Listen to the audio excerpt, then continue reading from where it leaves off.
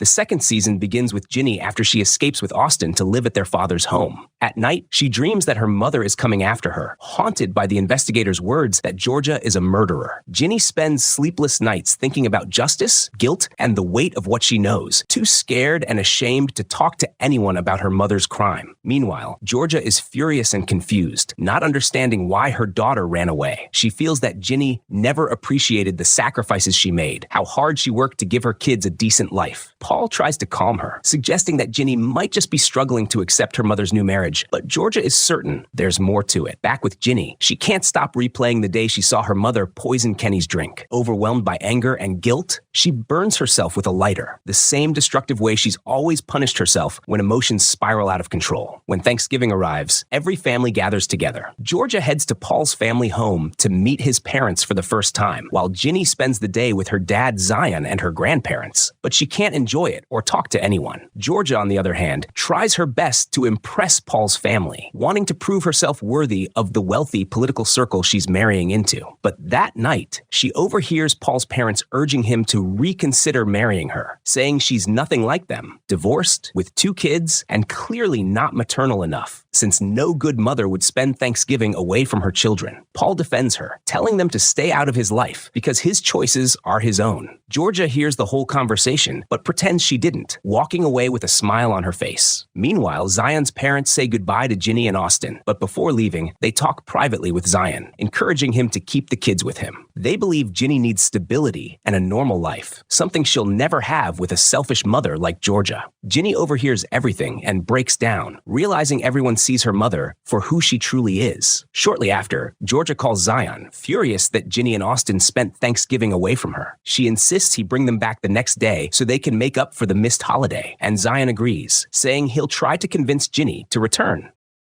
After a while, Ginny comes downstairs, and her father tells her that her mother had called to check on her and wanted to see them. Ginny refuses completely, going into a hysterical fit, yelling that she won't go, and begging him to tell Georgia she's sick and can't make it. Zion is shocked by her reaction, unable to understand why she's so angry with her mother. Suddenly, Ginny collapses to the floor in a panic attack, struggling to breathe. Zion rushes to her side and calmly guides her through breathing exercises until she recovers. Once she's able to speak again, Ginny asks how he knew what to do. He explains that her mother used to have the same panic attacks and that he learned how to help her back then. Hearing that, Ginny becomes upset and starts crying before finally confessing that she hurts herself by burning her skin. Zion is stunned, but tries to stay calm and supportive, telling her they can get her real help through therapy. He insists that Georgia needs to know about this, but Ginny snaps, telling him to act like a father without letting Georgia control him like she controls everyone else. Zion tells her that this isn't about control. It's about being her mother and having a right to know what's going on. Furious, Ginny storms off. The next day, Zion takes Ginny and Austin back to Georgia's house, where Paul is also present. Zion decides to stay for the day. Ginny goes to return Marcus's motorcycle, which she took without telling him. Marcus thanks her, clearly affected by her absence, but Ginny stays distant, prompting him to mirror her coldness. By chance, Ellen, Marcus's mother, sees them together and realizes Ginny had stolen and ridden her son's bike alone. She storms over to confront Georgia,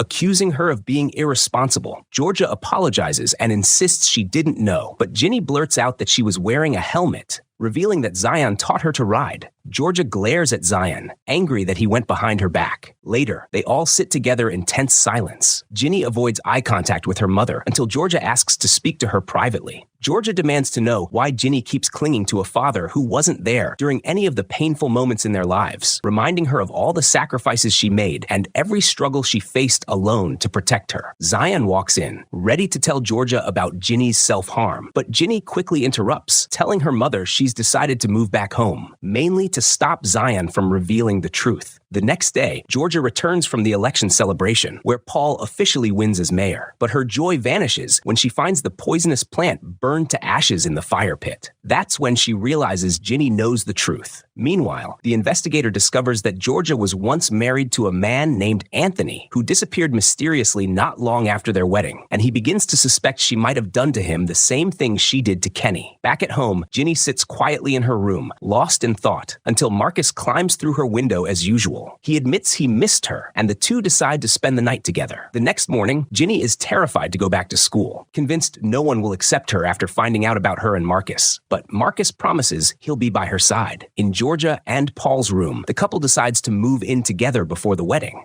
Georgia, however, has another motive. She hopes that by stirring up Ginny's emotions, she'll finally get her daughter to talk to her, even if it means provoking a fight. But Paul tells Georgia that moving in together might not be the right step for Ginny and Austin yet. Georgia insists it's a good idea, saying it'll help the kids adjust before they all move into his house permanently. Paul finally agrees, but asks that they tell the kids together. Later, Georgia watches Ginny brushing her teeth and tries to start a friendly conversation, but Ginny gives short answers and stays distant. So Georgia deliberately provokes her by mentioning that Paul will be moving in with them. Ginny simply says, "Congratulations," walks away, and leaves her mother standing there, furious and frustrated. At school, Ginny notices everyone staring at her strangely. Maxine and her friends whisper and laugh loudly to get under her skin. When Ginny sees Hunter, he refuses to talk to her, turning his face away, and when she spots Marcus sitting with his friends, they only wave briefly before continuing their conversation. Ginny feels completely isolated. Once the most popular girl, now she's an outcast. In class, the teacher asks about her absence. She lies and says she had a cold, so he tells Hunter to give her his notes, knowing he keeps detailed ones. Hunter silently hands them to her, and she quietly thanks him. Meanwhile, Georgia is at the mayor's office, and Nick confronts her, furious after discovering she embezzled from the office. He tells her to imagine how Paul will feel when he learns his fiancée stole from him. Georgia smirks and tells him he can go ahead and tell Paul if he wants, because she knows he won't. She points out that if she managed to steal under his watch, it means he's a terrible manager and therefore complicit. Nick is left speechless, knowing she's right. Later, Paul meets with Nick and Georgia suggests joining the neighborhood women's club to win more community support. Paul likes the idea, thinking it'll help his public image. Georgia then visits the club members, telling them she wants to join because she finally feels a sense of belonging and wants to build a stable life in the community. The members say she'll need approval from one of the founding members to be accepted. So Georgia decides to visit Cynthia, whose husband is gravely ill. Pretending her visit is out of concern, Georgia eventually admits the real reason. She needs Cynthia's support to join the club. Cynthia snaps, calling her manipulative and opportunistic. But Georgia opens up about how she's lived her whole life feeling alone and unstable, saying she finally wants to belong somewhere and create a real home. Cynthia softens slightly and says she'll think about it. Later, Cynthia meets with the club members and tells them she won't support Georgia's application, arguing that Georgia lacks class and moral standards. She criticizes her education level, her behavior, and her parenting, reminding them that Georgia's son stabbed her own child, Zach, with a pencil. The rest of the members agree, not wanting to oppose her. Meanwhile, Georgia walks down the street and unexpectedly runs into investigator P.I., who tells her he knows she's terrified of her perfect image collapsing and the world seeing her for what she really is, a cold-blooded criminal. He then reveals he's leaving town to visit the place where her first husband, Anthony, lived before he disappeared. He plans to uncover what really happened to him. Georgia's face tenses, but she pretends not to care and walks away. At the same time, Ginny goes to her therapy appointment, which her father arranged. She opens up to the therapist about the moments when she feels the urge to hurt herself, and through their conversation, she begins to understand what drives her to do it.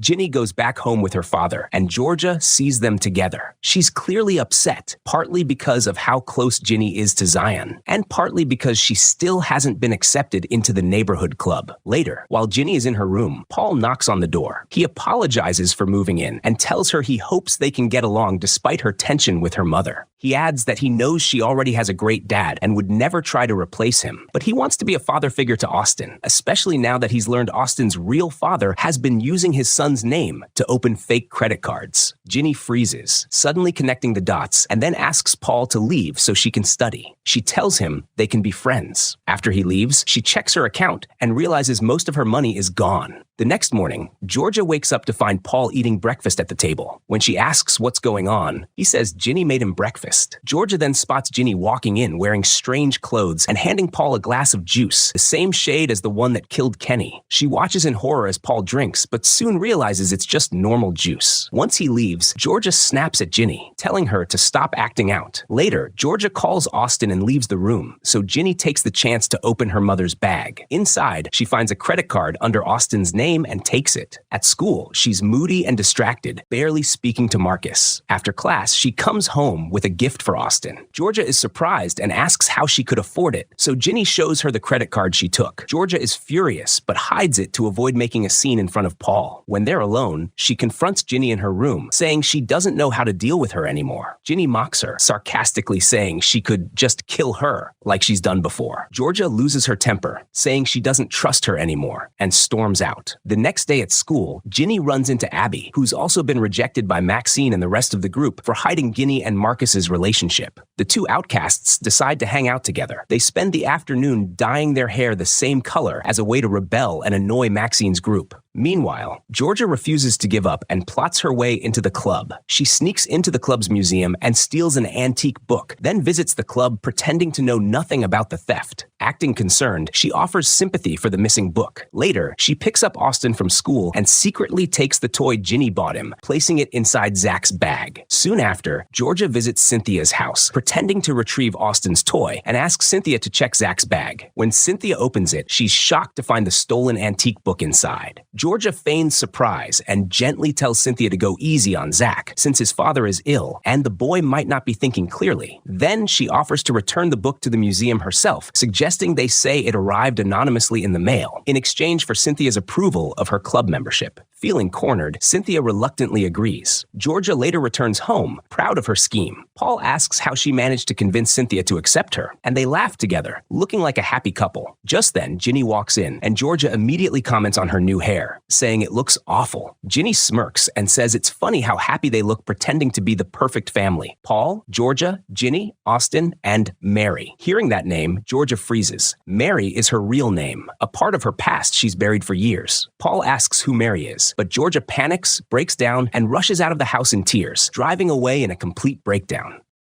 Ginny goes to Marcus's house to apologize for how she's treated him. She opens up and tells him everything her mother did. Marcus tries to comfort her, saying that if Kenny was a bad person, then maybe he deserved what happened. But Ginny gets angry, telling him no one deserves to die just because they're not a good person. Marcus explains that, in his eyes, Georgia's actions make sense. She's strong, fearless, and does whatever it takes to remove anything standing in her way. That only makes Ginny break down more, crying as she tells him she never wants to become like her mother. Later, Ginny returns home and finds Georgia crying in the car. She decides to approach her and asks directly why she killed Kenny. Georgia tells her that she might see her as the worst mother in the world and might even hate her forever. But she needs to understand one thing. Everything she does for her children. She says that whenever something threatens their future or could harm them, she eliminates it. She admits that she could literally take someone's life if it meant protecting them, because she spent her whole life being hurt and mistreated, wishing her own mother had stepped in to stop it. Georgia says that's why she decided to be different, to never let her kids suffer as she did, even if it means becoming the bad person herself. She tells Ginny she doesn't want her to be like her, but at least to know that she's loved, that every extreme thing she's ever done has been to make them feel safe, loved, and worthy. Ginny breaks down and hugs her mother, and they agree to stand together against the world. After some time, Georgia starts noticing Marcus sneaking into Ginny's room every night. One evening, she decides to confront them. She knocks first, and Ginny quickly hides Marcus in the closet before stepping out to talk. Georgia casually asks her to go buy something from the store. The moment Ginny leaves, Georgia opens the closet and tells Marcus to come out. She calmly sits him down and asks what exactly is going on between him and her daughter, and if he really loves her. When Ginny returns and realizes her mother tricked her just to talk to Marcus, she's furious and retreats to her room feeling betrayed. Later, Georgia tries to make peace, and they promise to stop keeping secrets from each other. The next day, Georgia also reconciles with Ellen, promising not to hide anything from her anymore. She even tells her about Marcus sneaking into Ginny's room every night, and the two mothers agree to handle it together, deciding they'll only allow the relationship if it becomes official and out in the open. The following day is Marcus and Maxine's birthday. Abby tries to make up with Maxine by planning a surprise party, but Maxine ruins it and refuses to talk to her. Abby feels humiliated, and the rest of the group becomes frustrated with Maxine's behavior, leaving her alone on her own birthday. Meanwhile, at the mayor's office, Paul launches his official website, and Georgia volunteers to manage it, but Nick strongly objects. The two argue intensely. At school, Abby and Ginny decide to skip class together, and Marcus joins them. Abby takes a photo of the three of them and posts it online, hoping Maxine will see it, get jealous, and realize she's gone too far. At Joe's cafe, Cynthia is there as usual, spending most of her time away from home because her husband's illness has reached the point where he no longer recognizes her or their son. Georgia shows up, announcing that she's organizing a fundraiser party at the neighborhood club and wants Joe to cater the event. Joe tells her he'll check his schedule, but it's clear he's still in love with her. Back home, Paul finds out Marcus has been sneaking into Ginny's room at night. Wanting to step up as a father figure, he insists on getting involved in the kids' lives and setting boundaries. But Georgia resists him at every turn, doing everything she can to keep control and maintain her distance. Paul decides to confront Georgia about how she constantly shuts him out of her family's life. He tells her he feels like an outsider, like she doesn't want him involved at all, not even in helping Austin, who has no father figure. Georgia fires back, saying he's no better, that he excludes her from work, even though she's proven herself capable countless times. Paul argues that work and home are different, but Georgia insists they're connected, especially since she's supposed to be his wife. She storms out of the room angry, goes to Ginny's room, and asks her to be her bridesmaid. Ginny agrees, congratulating her mom genuinely. That night, Ginny dances around listening to music, but the moment of joy collapses into tears as she breaks down, still haunted by what Georgia did to Kenny. She feels complicit, guilty for keeping the secret. Meanwhile, P.I. is in the town where Georgia's ex-husband Anthony used to live. He visits the police station, hoping to find anything related to the disappearance. The officer tells him Anthony used to run an illegal gambling operation, and after he went missing, Georgia was left to handle everything alone. When P.I. suggests Georgia might have killed him, the officer laughs, saying there's no way a young girl with a baby could murder a man and hide the body. P.I. warns him not to underestimate her. He's certain she's capable of anything. Back home, Georgia dances with Paul, Ginny, and Austin like they always do together as a family. Later, Ginny tells them she's going out for an hour. Georgia immediately knows she's headed to Marcus's house and secretly messages Ellen, asking her to check on them. At Marcus's, Ellen barges into the room, catching Marcus and Ginny off guard. Ginny realizes her mother set her up again. The next day, Ginny decides to make it up to Marcus by throwing him a birthday party at her house since she knows Georgia will be out with Paul. She invites all their friends from school. Maxine, seeing the group together, feels excluded and lashes out at Ginny, blaming her for ruining her friendships. Ginny stands her ground, telling Maxine the world doesn't revolve around her. Real friends support each other instead of imitating each other to keep secrets. Then she admits she loves Marcus and tried to stay away but couldn't because her feelings were real. Shocked, Maxine realizes Ginny truly loves her brother, apologizes to her, and makes peace with the whole group, finally accepting both Ginny's friendship and her relationship. That night, Ginny's house fills with people from school for Marcus's birthday party. Meanwhile, Georgia and Paul are at Joe's cafe. Paul notices Joe's lingering looks toward Georgia and starts to sense his feelings for her, while Georgia herself seems to notice it for the first time. Moments later, Zion calls Georgia saying Ginny isn't answering his messages. Realizing Ginny must be with Marcus, Georgia calls Ellen again and decides to head home. At the party, Ginny runs into Hunter. He apologizes, admitting he also played a part in their breakup, even though everyone painted her as the villain and the cheater. Ginny thanks him, and they reconcile as friends. Shortly after, Georgia arrives home with Paul, and with Marcus and Maxine's parents in tow. Everyone is kicked out of the house. Paul then takes a serious tone with Ginny, scolding her for her behavior and warning her not to repeat it. Georgia, unused to anyone disciplining her kids, chooses to let Paul handle it. Ginny is shocked. It's the first time she's ever actually faced real consequences for doing something wrong. She goes up to her room, emotionally overwhelmed, and once again, her thoughts spiral back to Kenny. Suddenly, she breaks down and suffers a panic attack. In desperation, she calls her therapist and for the first time admits that she isn't okay. Meanwhile, at the mayor's office, Paul begins planning what he and Georgia should do for Christmas.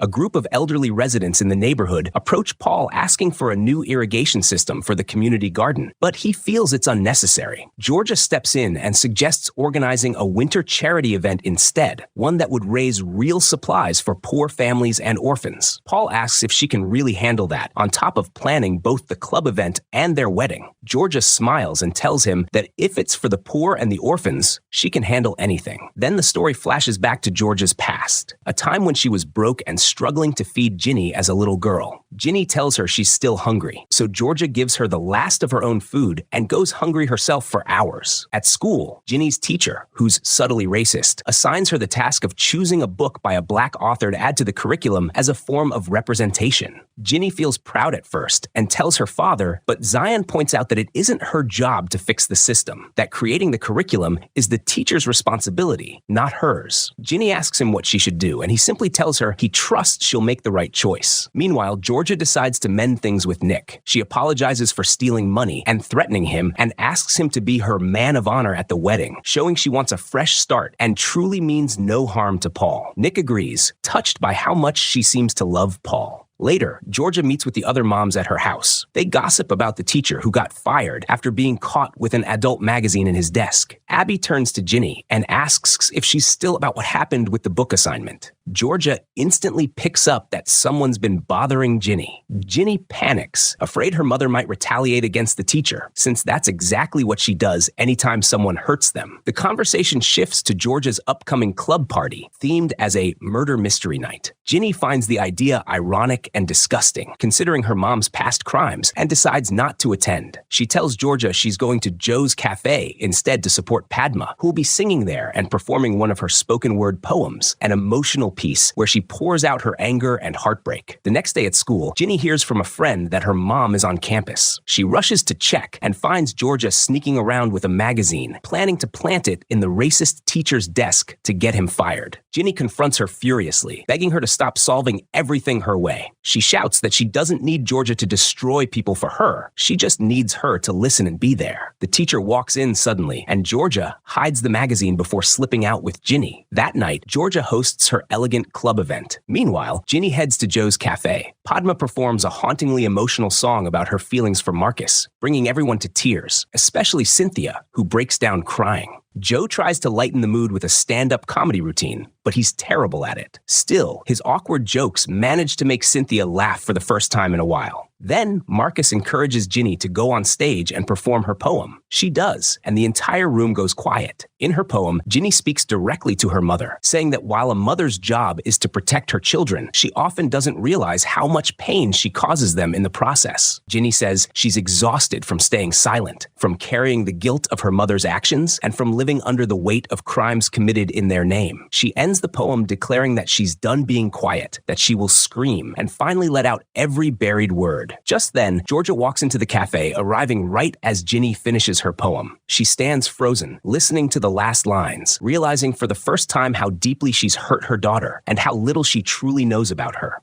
She leaves the cafe devastated, driving home in tears. After the show, Joe and Cynthia stay behind talking. There's a spark between them, a quiet moment of attraction. But just as it grows, Cynthia pulls away, guilt washing over her as she remembers her sick husband waiting for her at home. The next day, Austin is in class when a man walks in and introduces himself to the teacher as Gil. Austin freezes the moment he hears the name, turns around, and sees his father standing right there, his face lighting up with pure happiness. The following morning, Georgia wakes up feeling depressed, convinced that Ginny hates her and that she's ruined her daughter's life. She spends the whole day withdrawn and quiet. Seeing her like that, Ginny feels guilty and worries her mother will sink deeper into sadness because of her, so she offers to go shopping together after work to cheer her up. Georgia agrees, though she can barely fake a smile. At school, Ginny sits with Marcus and tells him her mom's been sad because of her. Marcus reassures her, saying her mom is strong and mature. She'll be fine.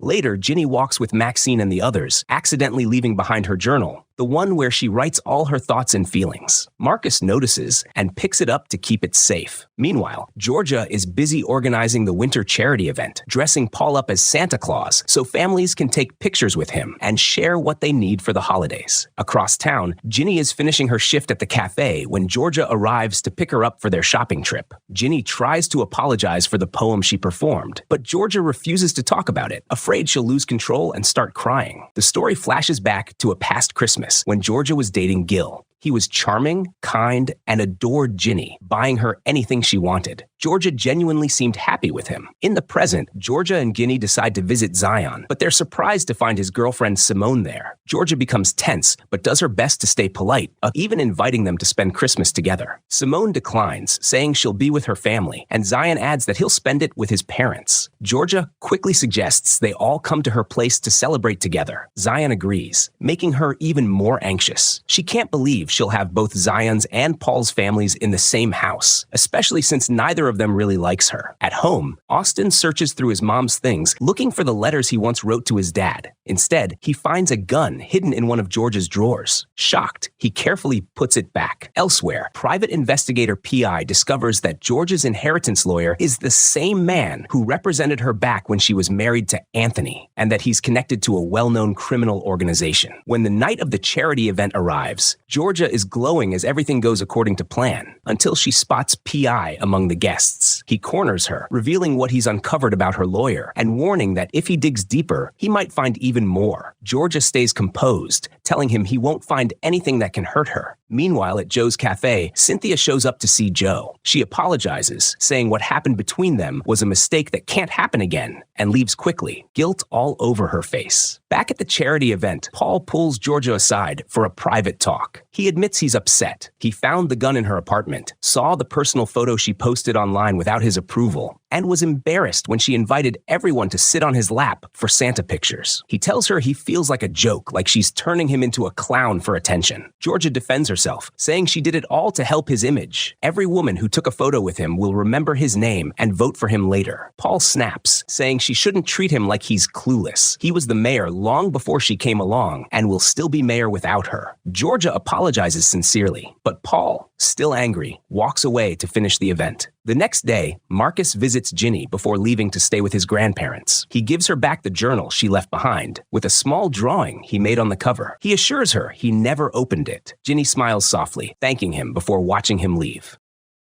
Ginny goes to help her mother in the kitchen, but Georgia is visibly tense, torn between having Paul's family and Zion's family under the same roof. When Ginny offers to help, Georgia snaps, saying she doesn't need it and accusing her daughter of hating her. Ginny quietly asks if she even listened to the poem or understood what it meant, sensing that her mother never really did. Georgia, overwhelmed, plays the victim and shuts down the conversation. Ginny, frustrated, leaves her and goes upstairs, where she spots a lighter on the table. Without thinking, she takes it, goes to her room, and once again tries to burn herself, lost in her pain. Downstairs, both families begin to gather. The tension is immediate. Zion's mother takes the chance to humiliate Georgia in front of everyone, saying she's uneducated, that she ran away when they tried to help her, and that she's the reason Ginny has so many problems, because she's failed as a mother. Georgia fights back through tears, saying she must have done something right since she's sitting there in a beautiful home with children who have everything they need. But the hurt is too deep, and she excuses herself, heartbroken, leaving the house to get some air. She ends up at Joe's cafe, where she finds him alone on Christmas night. They talk quietly, and Georgia is surprised he's by himself during the holidays. Joe admits he's lonely too.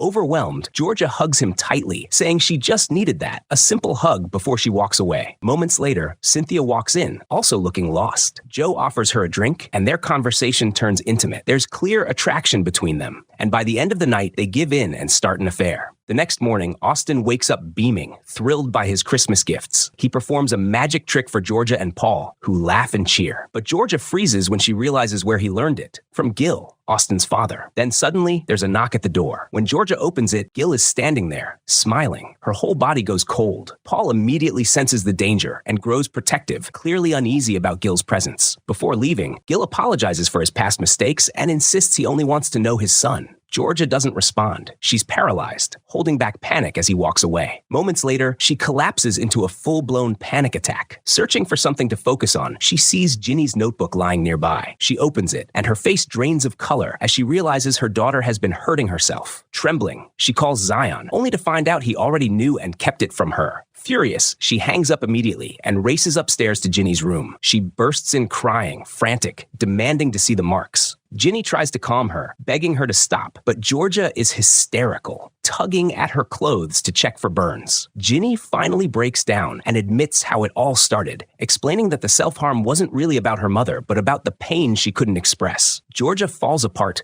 completely, hugging her tight and apologizing through tears for never seeing the signs. That night, they stay together in the same bed, silent but closer than they've been in months. The next day, Ginny visits Marcus after he's returned from his grandparents. She can tell he's distant and sad, but doesn't push him to talk. Meanwhile, Gil shows up at Georgia's house asking to take Austin out to a game. Georgia refuses outright, terrified, and tells him to stay away from her son. Later, when Georgia goes to pick up Austin from school, she's blindsided. Gil is already there, chatting with the other moms and publicly pressuring her to let him spend time with his son. Cornered and humiliated, Georgia reluctantly agrees, though she's clearly terrified. The episode flashes back to Georgia's past with Gil. Back then, she was impressed by his success. He was charming, confident, and drove an expensive car. But one night, he confessed that his wealth came from embezzling small amounts from his company, just enough to stay undetected. Georgia hid her disgust and pretended to accept it, even as she realized the kind of man he really was. At school, Ginny spends the day searching for Marcus, but can't find him anywhere. That evening, she goes to her father's house to meet his girlfriend, Simone, who turns out to be a defense attorney. Ginny asks her bluntly if she ever feels guilty defending people she knows are guilty. Simone replies calmly that sometimes there are human reasons behind bad choices, like a thief who steals because he's starving,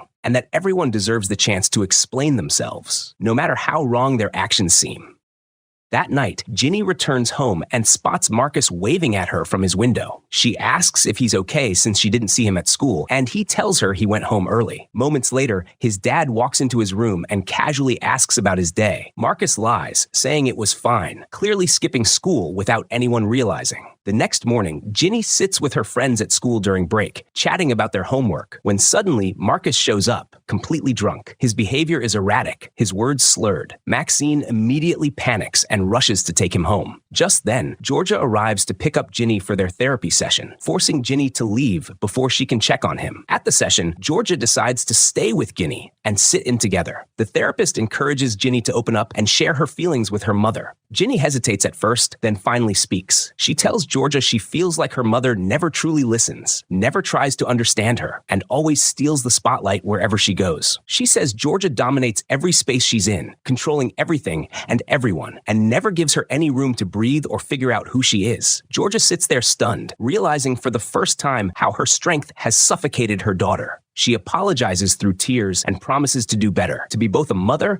and a friend from now on. They leave the session lighter, smiling for the first time in a while. Later that day, Ginny heads to Joe's cafe. To her surprise, she finds Gil sitting at a table. She greets him politely and offers to take his order. As they chat, Cynthia walks in, notices him, and strikes up a conversation, asking if he's Austin's father. Gil confirms it and cynically adds that he hates Georgia too. He tells Cynthia that Georgia stole money from his company and framed him for it, which is why he ended up in prison. Cynthia listens intently and nods, saying she believes him because Georgia once stole from the mayor's office, and no one believed her either. They agree to talk again soon, clearly finding comfort in their shared hatred of Georgia. Meanwhile, Maxine calls Ginny, worried about Marcus. Ginny immediately heads to his house to check on him. She finds him disoriented but insists she's not there to lecture him. She gently tells him she won't push for answers, but promises she'll always be there for him. The next day, Ginny is scheduled to present her chosen book in front of the class. But when her turn comes, she freezes, realizing she doesn't owe anyone this performance. She turns to the teacher and firmly says she won't do it. She refuses to be used as the token student or do extra emotional labor just to make others feel better. She walks out mid-class, stunning everyone. Maxine quickly follows her, praising her bravery, but Ginny snaps back, saying Maxine always supports her only after she's already spoken up, never before. Maxine apologizes, realizing she's right and that she's taken Ginny's courage for granted. Meanwhile, Georgia heads to Joe's cafe but finds it completely dark. Suddenly, the lights switch on and everyone yells, "Surprise!" It's a bachelorette party that Ginny organized for her mother, bringing all her friends together to celebrate. The atmosphere is filled with laughter, drinks, and dancing. For the first time in a while, Georgia feels loved and accepted, but the warmth doesn't last long. When she gets home later that night, she realizes Austin isn't there. Panic floods her face as she checks the GPS tracker she always keeps with him. It's gone. Moments later, Gil walks in with Austin, calm and smiling as if nothing's wrong. Georgia tries to hide her fear, asking where they were, but Gil challenges her, demanding to know what harm could possibly come to Austin when he's with his own father. She says nothing, trembling, then storms into her bedroom afterward. Once alone, Georgia opens a drawer and pulls out her gun. Her hands shake as she stares at it, memories flooding back. The night she covered up bruises from Gil's abuse, pretending everything was fine while celebrating Ginny's birthday. Tears fill her eyes as she wipes away the makeup that once hid his violence. The next morning, Marcus wakes up with Ginny beside him. He looks distant, his face heavy with sadness. Despite having people who care about him, he admits to himself he feels empty and alone, consumed by a loneliness he can't explain, except for the quiet belief that the real problem is him.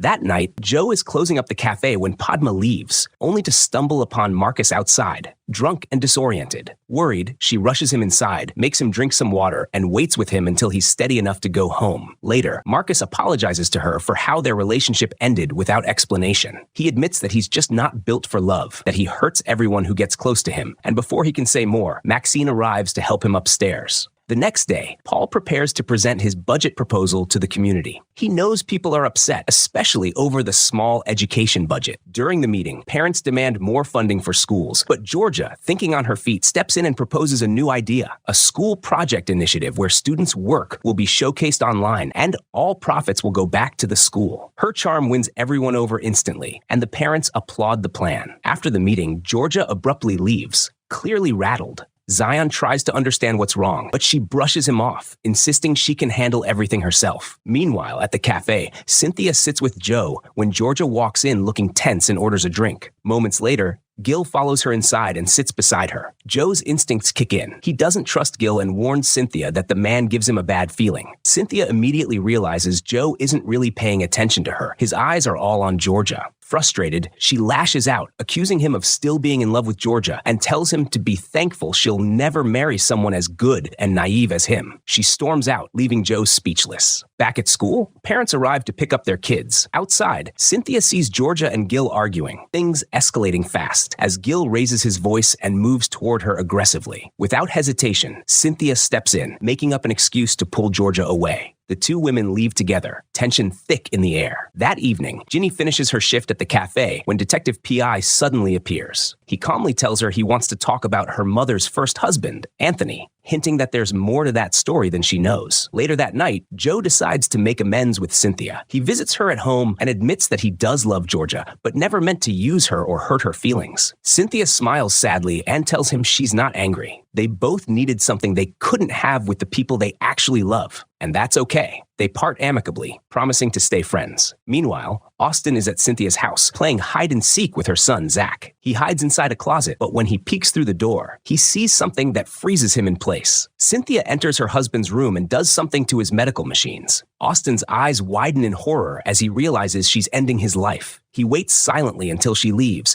then hides somewhere else, terrified. At school, Ginny attends her friend's theater performance. She notices Marcus acting distant and distracted, and afterward, she pulls him aside to talk. Marcus, clearly drained, admits that he doesn't have the energy to maintain a relationship, not because he doesn't love her, but because she's the only thing keeping him happy. And that kind of pressure isn't fair to either of them. Ginny, hurt and confused, refuses to accept it and walks away, feeling betrayed. Later that night, Marcus returns home, consumed by sadness. Maxine tries to comfort him, and then, suddenly, a loud gunshot rings out from George's house next door. The scene flashes back 3 days earlier. Gil has been blackmailing Georgia, threatening to expose her criminal past to Paul unless she pays him. Desperate to protect her new life and engagement, Georgia panics, realizing everything she's built could collapse. She turns to Cynthia for help, and Cynthia reassures her that she's already added Gil to the local real estate blacklist. That means he won't be able to rent or buy property anywhere nearby, effectively driving him out of the area, and hopefully out of their lives for good.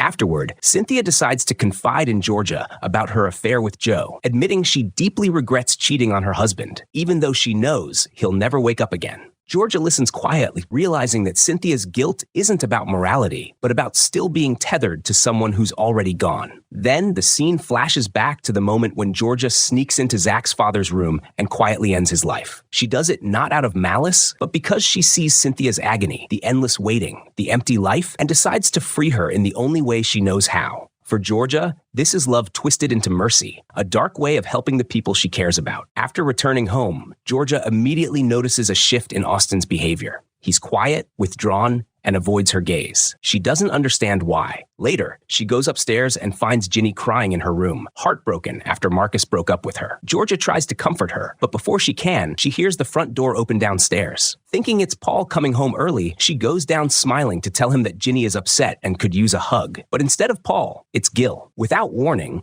Gil attacks her, slamming her against the wall. Ginny rushes down when she hears the noise, panicked. Before she can intervene, Austin appears, holding the gun. The moment he sees his father hurting his mother, he fires. The bullet hits Gil in the arm, and chaos fills the room. Georgia grabs the gun, shaking, and orders Gil to get out. When Ginny tries to call the police, Georgia stops her immediately, terrified for Austin's sake and because the gun isn't registered. Instead, she tells Ginny to clean up the mess and keeps Austin away from his father. She stitches Gil's arm herself with trembling hands, saying nothing, while Austin silently draws a picture, one of himself, Ginny, Georgia, and Paul, his idea of the family he wishes he had, far away from violence. Later, Paul comes home, sensing something off. The house is spotless, too spotless, and everyone's acting like nothing happened. Suspicion flickers in his eyes, but he says nothing. Upstairs, Georgia sits on the edge of her bed, assuring her children that everything will be okay, that no matter what happens, they'll stay together against the whole world. That night, after they fall asleep, Georgia calls the wedding planner and calmly asks to cancel the ceremony. Her voice doesn't shake. She's made up her mind. Once again, she's preparing to run. Meanwhile, Detective P.I., frustrated after failing to find solid evidence linking Georgia to any crime, starts packing up his things to leave town. But then, by sheer chance, he hears that Georgia was at Cynthia's house the night Zach's father died. The timing matches too perfectly. He immediately suspects foul play and reports it to the police as a potential homicide. The next day, Ginny drags herself through school, numb from her breakup with Marcus. She can't concentrate, can't smile, can't speak to anyone. When she gets home, Georgia tries to cheer her up, describing a beautiful city she once visited, a quiet town by a volcano with a lake so still it looked like glass. She talks about how peaceful it felt there, how it could be a perfect place to start over. Ginny listens, sadness heavy in her voice, and says softly that it sounds like a beautiful city. Moments later, Maxine shows up, urging Ginny to come out with her. But as soon as Ginny is alone, she remembers her mother's story and realizes that Georgia is planning to run away again. She calls the wedding planners, pretending to be her mother, and confirms her suspicion. The wedding has been canceled. That evening, Ginny waits for Georgia to come home. When she finally arrives, Ginny confronts her, asking why she canceled the wedding. Georgia, already exhausted, says they can't stay there anymore, not after what Gil did. She insists they're never safe, that leaving is the only way to protect the family. Ginny, holding back tears, tells her that running isn't protection. It's a prison they've both been living in for years. She tells her mother she deserves to be happy for once, to stop running and face her life. Face Paul, and be honest about everything. Ginny tells her that if Paul loves her, he'll stay, and if he doesn't, they'll leave together. But at least this time,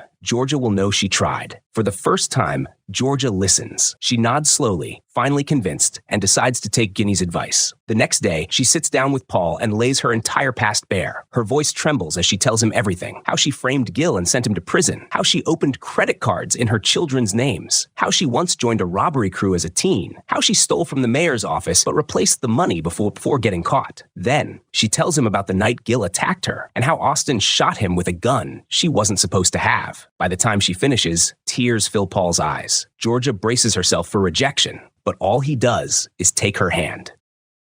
Paul is left speechless, utterly shattered by everything he's just heard. The woman he loves, the one he thought he knew better than anyone, turns out to have a past full of lies, crimes, and secrets. He quietly stands up, unable to process it all, and walks out, leaving Georgia alone in silence. The next morning, Georgia and Ginny wait anxiously by the phone, hoping for some sign from Paul. Hours drag on until the call finally comes. Paul's voice is calm but distant. He asks Georgia to come to his office. Panic floods her chest. She's convinced he's turned her in, that the police will be waiting to arrest her the moment she steps inside. Ginny, terrified, begs her mother to run away again while there's still time. But Georgia shakes her head. She says Paul deserves to hear her out face to face and that she's done running. With trembling hands, she drives to the office. As she steps inside, her worst fear seems to come true. Paul is there, and beside him stand two police officers. Georgia's heart stops. She asks if he called them on her. But before he can answer, Gil walks in unexpectedly. Paul turns to him with cold authority and warns him to stay away from his wife and her children. He tells him plainly that if he comes near them again, he'll make sure he ends up back in prison, and hands him a lawyer's number to arrange supervised visitation with Austin. Georgia realizes, through tears, that Paul didn't betray her. He protected her. Despite everything he knows, he's chosen to stand by her. She's stunned, overwhelmed with relief, and joy floods her face for the first time in what feels like forever. She rushes home to tell Ginny, and they both burst into laughter and tears as Georgia says that Paul still wants to marry her. Days later, the wedding day finally arrives. Ginny personally arranges every detail: the flowers, the lights, even the horse-drawn carriage her mother always dreamed of.